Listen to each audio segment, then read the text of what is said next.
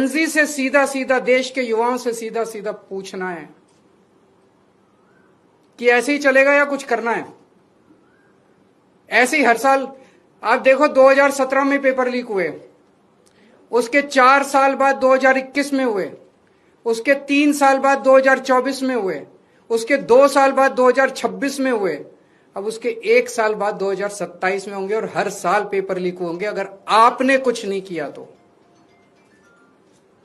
अगर नेपाल का और बांग्लादेश का जेनजी सड़कों पे उतर के अपने देश की सरकारों को बदल सकता है, तो हमारे देश का जेनजी पेपर लीक करने वाले मंत्रियों को जेल नहीं भेज सकता है।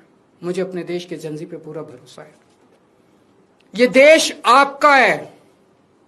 इस देश के नेताओं को इस देश में कोई इंटरेस्ट नहीं है। इस देश के नेताओं के बच्चे विदेशों में पढ़ते हैं। हमारे देश के एक बहुत बड़े नेता ने कहा था, जरूरत पड़ी तो झोला उठा के चल दूंगा। मैं और आप तो झोला उठा के नहीं जाएंगे ना। हमारे बीवी बच्चे तो इसी देश में रहते हैं। हम तो इसी देश की पैदाइश हैं, हम तो इसी देश की मिट्टी के हैं, हम तो इसी देश के हैं। हमें तो इसी देश में रहना है, तो बचाना तो इस देश को हमें और आपको ही पड़ेगा। और अंत में एक बात मैं उन लोगों को कहना चाहता हूं जो लोग कहते हैं कि सिस्टम फेल हो गया, सिस्टम फेल हो गया, सिस्टम फेल हो गया।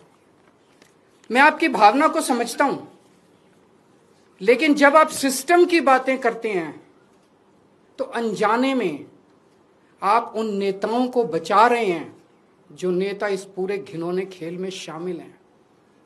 अगर एक के बाद एक दर साल नीट के पेपर लीक हो रहे हैं, तो पैसा सबसे टॉप पे पहुंच रहा है, सबसे टॉप पे। ऐसे ही पेपर लीक नहीं हो जाते, नीट के जैसे पेपर ऐसे ही लीक नहीं हो जाते, पैसा सबसे टॉप पे पहुंच रहा है।